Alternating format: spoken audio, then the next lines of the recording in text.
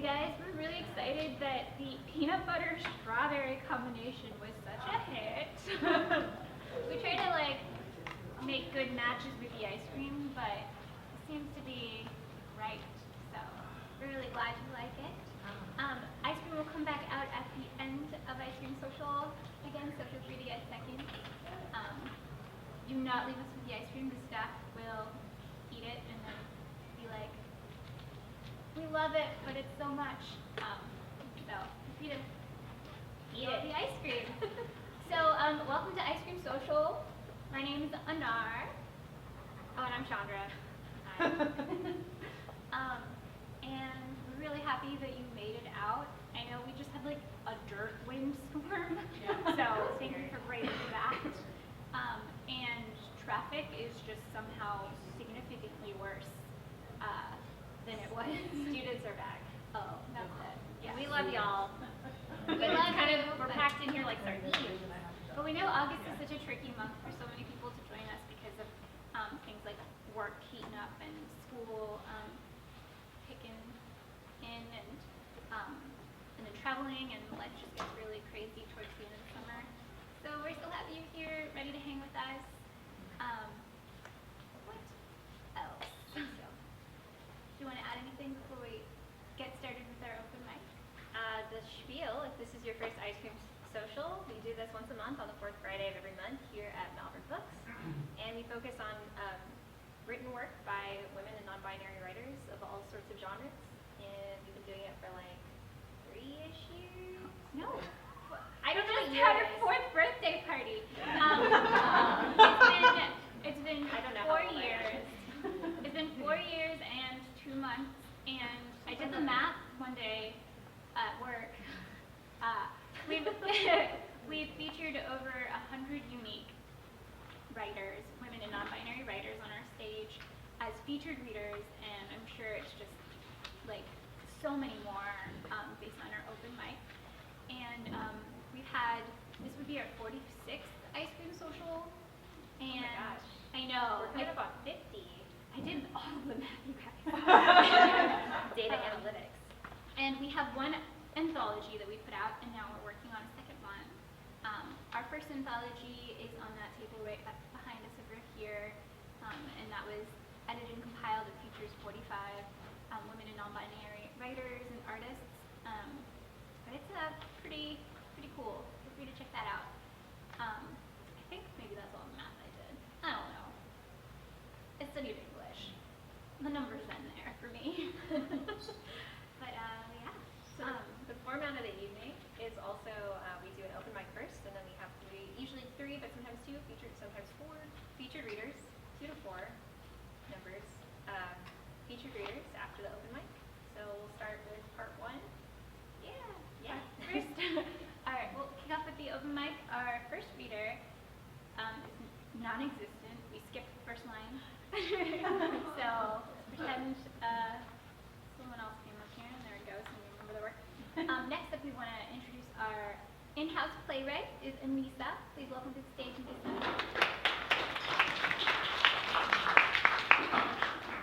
Thank you, guys. I'm honored to go after Casper. So, would anybody, I need 3 people, and would anybody want to pretend to be a middle schooler? Yeah. Okay. So if you go to lyricstolines.com. You guys raise your hands first, so that I saw. What are we reading? Okay, so lyricstolines.com, and Hurricane is the post, so it has a bear on it. Cool. The picture's a bear. Just let me know. Okay, so for those who don't know, I take song lyrics of random songs from all types of genres and years, and I create a scene or a monologue just out of some of the lyrics from the song.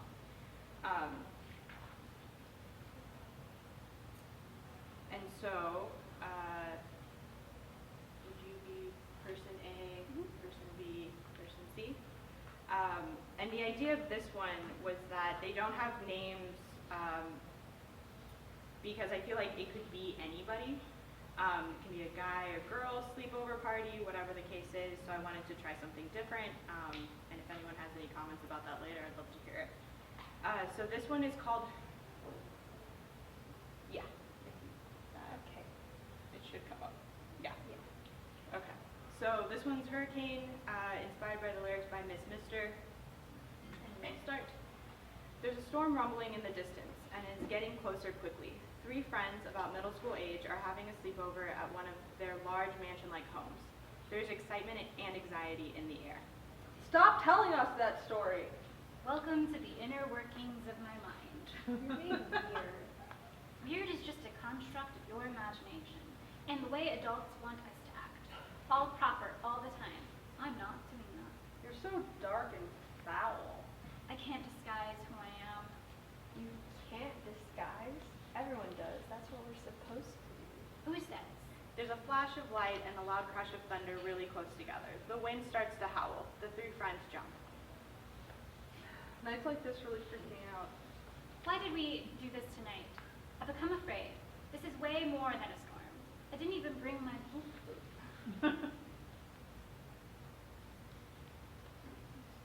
Oh, I'm sorry. That was, I don't know how to read. Okay. So she doesn't said help at that. Yeah. And then, Do you want to just start at why did? Okay. Why did we do this tonight? I become afraid. This is way more than a storm. I didn't even bring my boop boop. no one knew this hurricane would land today. We all thought there were 2 more days. And hold up, you still have Mr. Boop Boop? I'm surprised too. You told us he retired and went to live with your baby cousin. I couldn't part with him, okay? How do you even stand this type of weather with all the scary stuff you've watched? Probably because of the darkness in my heart. We're in the middle of a hurricane and you're still trying to be a poet. Can we at least find your parents? We're in the safest part of the house. And the safest part of the house is somewhere with no windows, like that one bathroom or in the hallway or a closet. Let's head to the pantry on the 1st floor. At least we can grab a snack. As they start to get up, there's another flash of lightning and everything goes silent, just a subtle whistle of wind, as they're now in the eye of the hurricane. The 3 friends huddle together, frightened. Lights out. Thank you, everyone. Thank you guys. Y'all. Joining us for their second helping of Ice Cream Social, we have Alisha.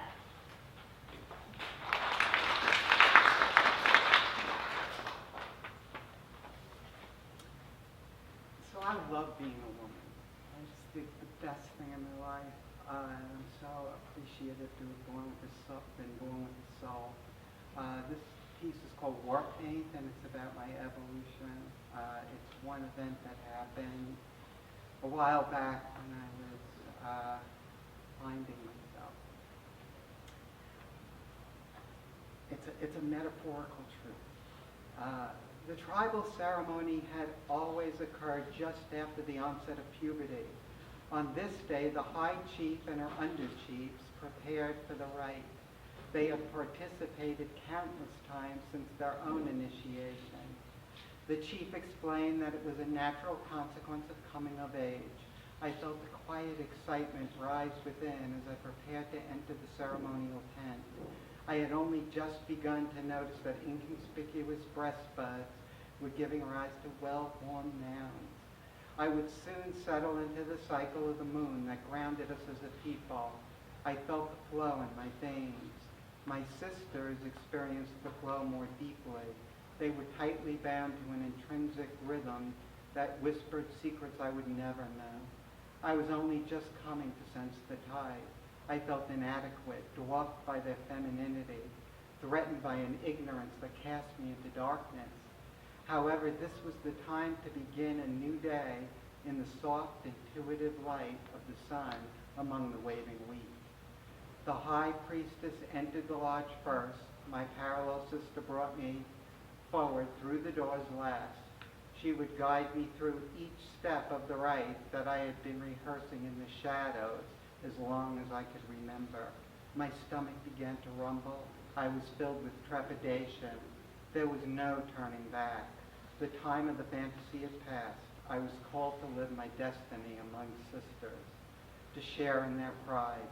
Now I stood before the altar trembling. My skin had turned an ashen white. At the urging of my parallel sister, I submitted to the quiet hands of the high priestess. I accepted my coming of age among chiefs. She held my chin and regarded my face as a sculptor regards a lump of clay. Her face was stained with vibrant colors. She had walked this path long ago. Her eyes met mine. "It is your time," she said.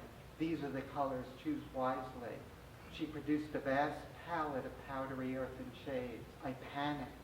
How could I possibly make such a decision? I sensed that the day of colors without consequences had ended.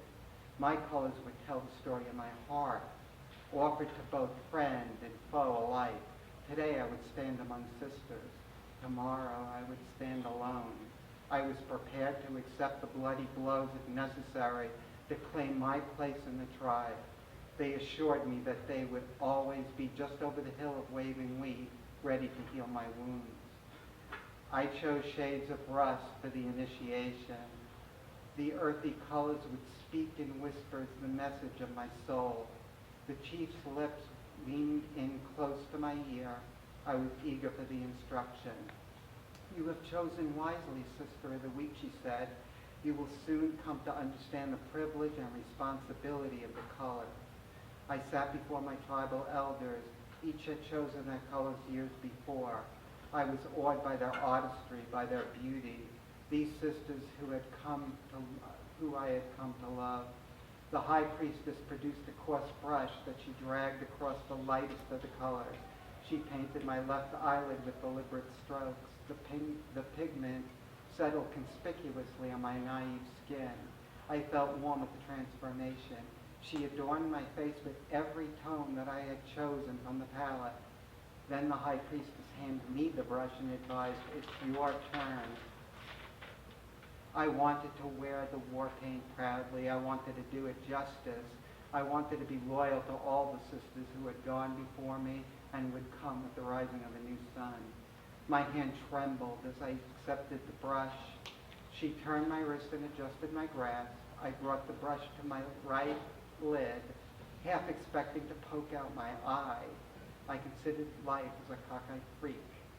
Then I felt the glorious kiss of the bristles against my lid. I took a deep breath and continued as I had been instructed. The sweat on my palms evaporated with my worst fears. My awkward posture took on the nobility of my people. The colors covered my face and filled my soul. I knew at once that I was home. The sisters hooted and hollered. They howled like wolves from behind their colors. They urged me on in celebration of my coming of age. My victory was theirs. At that very moment, I knew that I had joined them. I would soon follow my sisters into battle. I knew that there would be victories. I knew that there would be heartbreaking loss among the waving wheat. I knew deep within that even if I fell alongside my sisters in the bloodiest of frays, I would be whole as I had never been before. I accepted hugs and kisses. Then my sisters and I left Sephora at the Domain Mall off Mopac Expressway in Austin. We stepped out onto the hot Texas sidewalk in an early August. The sisters cackled about small penises that didn't satisfy. They complained about men who loved and ghosted. They reveled at how my eyelashes naturally curl. "Is that good?" I inquired, regarding the latter. They shrieked, "Damn right it's good. You're beautiful, Alisha." I closed my eyes and whispered heartfelt thanks for my sisters, my feminine soul, and for the war paint that will forever color my face and my world. These colors reveal a truth more profound than the flutter of the seasons and the turn of the earth. I have lived an entire life lost to a lie. War paint speaks my truth in heavenly shades. I will never again answer to the name Allen. We walked down the brick sidewalk past Gucci and Starbucks. Bras would be next.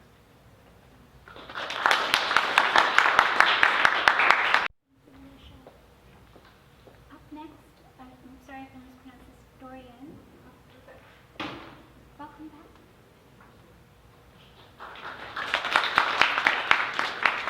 Good evening. I've been given the privilege pledged to read two. They'll be brief. The first one is called Child. Thighs and haunches, life ignites, swirling in sweaty sheets. Fluttering first, heels and fists, emerging like a titan from Olympus. Mother Atlas shoulders this new world, never seen before, but treasured.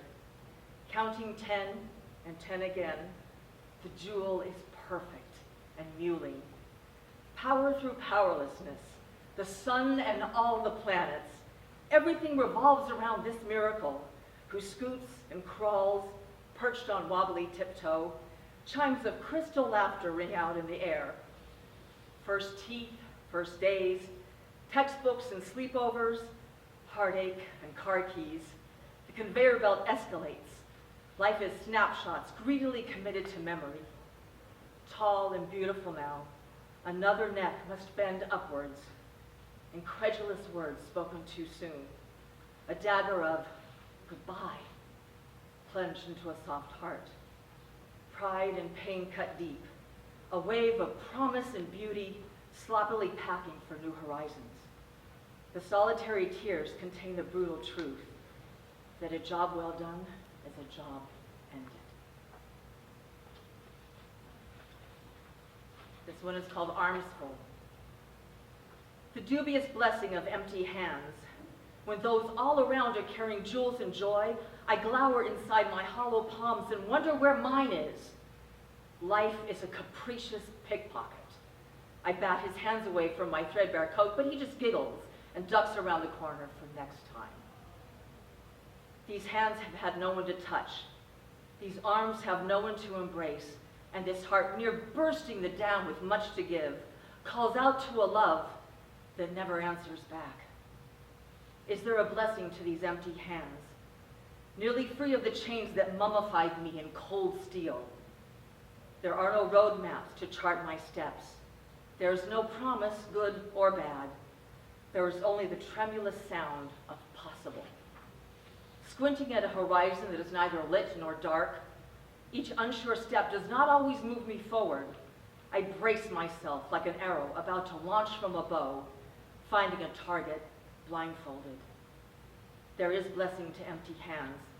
I have nothing I must put down in order to gather the new, yearning to take up life in arms full. So much. Up next we have Emily.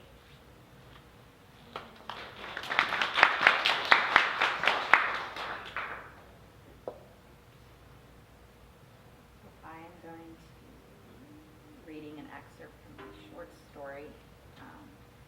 The abstract mix of colors the so-called artist had decided to lay in streaks across the canvas made the corner of Mallory's lips turn down into an ugly scowl. It didn't help that the facility-issued shirt itched. She was sure her skin was red and bumpy under the fabric, washed in some cheap, irritating soap that sent whatever the nurses called her delicate senses into a frenzy. The cheap detergent aside, the painting was irritating as well. She hated abstract concepts. All the tutors from the dormitory had said that she thought too concretely, which she saw nothing wrong with. Why would she want to see something that wasn't actually there, but people just thought was? The tutors said they needed abstract thoughts for the dreams, but the dreams were supposed to solve real-world problems. So what good did it do what good did abstract thoughts do for anyone?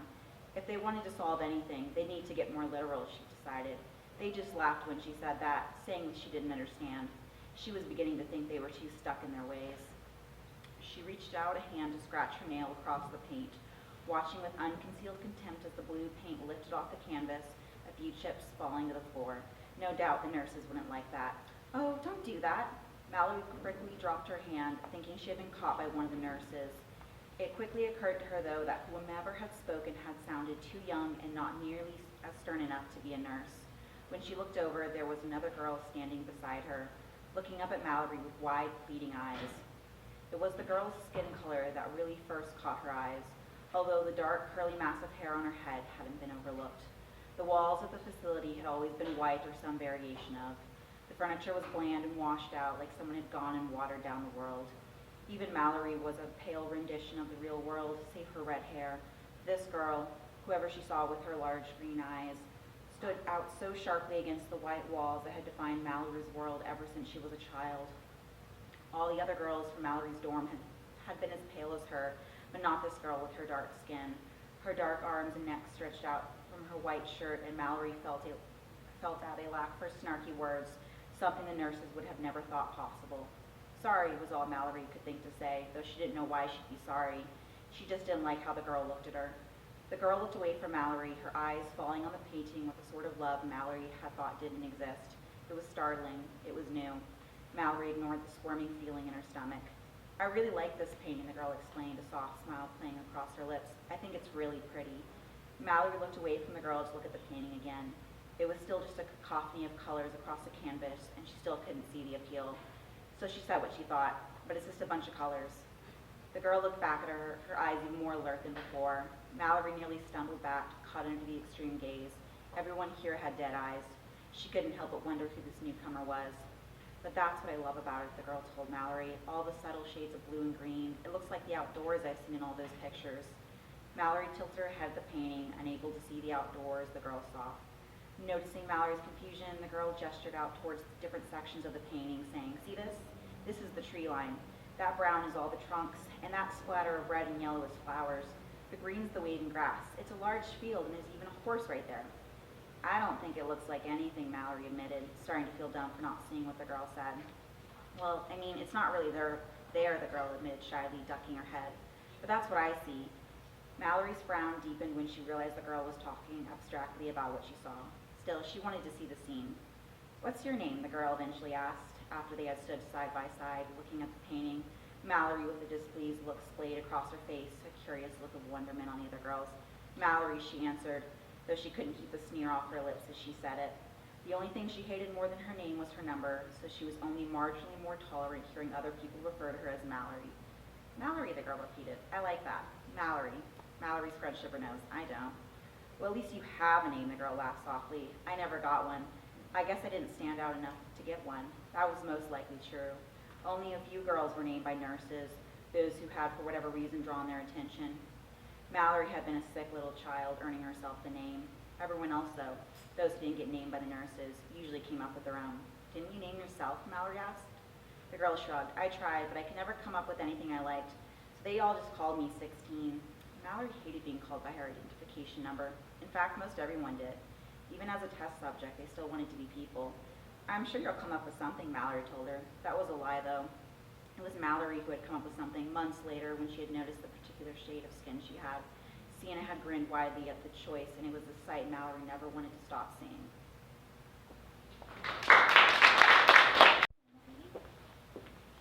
Up next, we have our favorite haikuist. Is that what we would call someone who does haiku? This is ironic because I'm not reading haiku. Allyson has been reading haikus at the open mic for 5 years, which is longer than we had ice cream socials. But we're really excited that you're going to share some different work with us. Oh, no. Please welcome to the stage, Allyson. I'm sorry to disappoint you. I'm so sorry. Yes, I've been, reading haiku since I had to write my thesis. But I've been trying to make friends with my thesis again now, a little while later. I'm going to read an excerpt from a 4-page poem. That will not make you listen to the whole 4 pages. I don't remember how old it is, but I wrote it sometime around the time that Who Shall Not Be Named got inaugurated. And it currently does not have a title because I had to give it a title for my thesis, but it's not the title. Title will come. Part 1. I don't remember his name, only how the toe of his Puma sneakers wedged itself against the fragment of the Berlin Wall my grandfather's girlfriend had brought me after she helped tear it down. I remember how the heel of those black and white shoes ground the fragments into smaller and smaller particles, rendering dust in the carpet outside of our history classroom. I didn't cry watching him destroy the treasure I'd kept safe for 12 years. Didn't rat him out because I knew I'd receive an even worse fate. I've forgotten the faces of his friends, but I remember their spiked, bleached hair, their lacrosse sticks and cleats thrown over their shoulders, and the way they laughed. They didn't leave a single chunk of wall to keep, smashed the whole hunk into powder. I didn't cry, not even after they left me to clean up the mess. Jumping ahead to part 4. Between the plain and the border, cumulus. At 30,000 feet, I only know where we're flying over because the pilot made an announcement. Clouds so thick I barely glimpse the ground beneath the cracks. Rio Grande, the color of weak coffee, the valleys and hills a mixture of late summer tan, washed out olive, a touch of ochre. Next year, perhaps glaring orange construction barrels, yellow hard hats, and bulldozers. In 5 years, perhaps concrete, a gray scar cutting into my view, marking territory not easily visible that far above the world. Will it even be greater than the Great Wall of China? Will it be so great we could actually see it from space?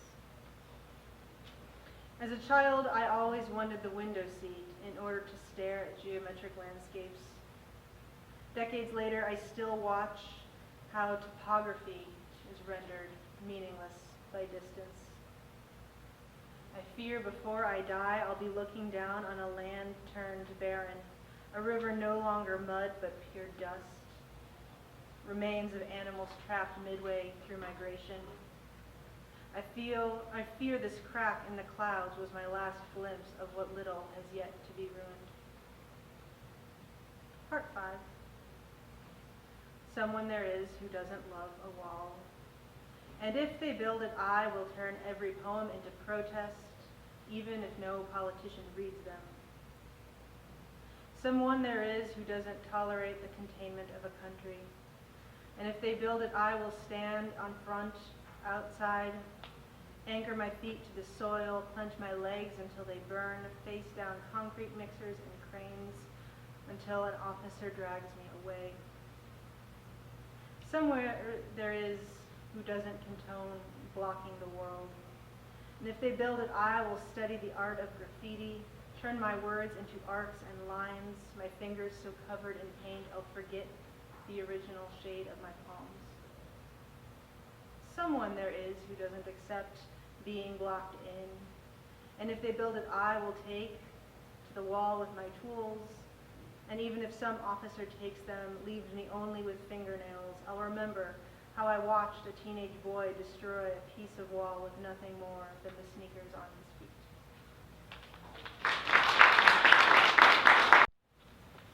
Please welcome our final open micer, Daphne.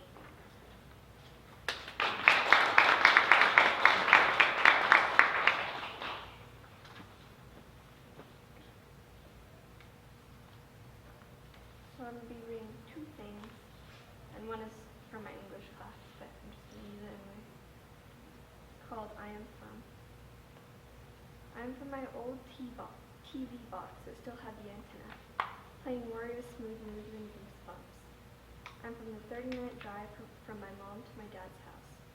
From October nights when the sky was dark by the time we left school. From the time my 99 black Jeep Grand Cherokee lurching as we went over the speed bumps. I'm from homemade extra meaty baby back ribs, slathered with KC Masterpiece, Worcestershire, and a little bit of salt and pepper.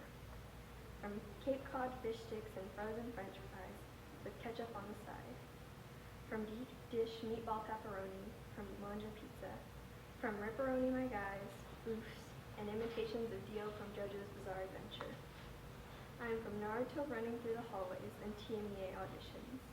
From picking up my cats despite knowing that they don't like being carried. I am from Cardell, Queen Claire, Luigi's Italian. From Ethan's big pink house and the pool at my god family's old home. I am from playing Gmod at Tyler's house and sleepovers at Manuela's. from Thursday phone calls with Uncle Bo and saying goodnight, even though I knew that I would be up for at least 2 more hours. Every now and then I catch myself thinking about the old times, finding myself entranced in long gone by moments. Although I often miss my past, I look forward to what the future has in store for me.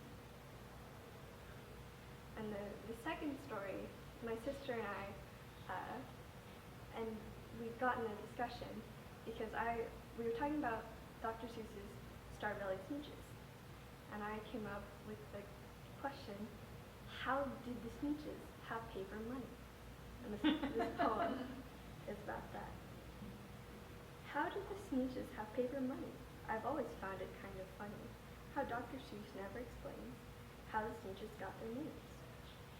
If they have babies, or maybe just maybe, they lay eggs. Do Smooches have genders? Jobs like menders? Or is there a Smooch God? Do the Smooches have a government system? Or is it all anarchism? I want to know. Do the Smooches have families within their groups? Or will they make me jump through hoops, trying to figure it out?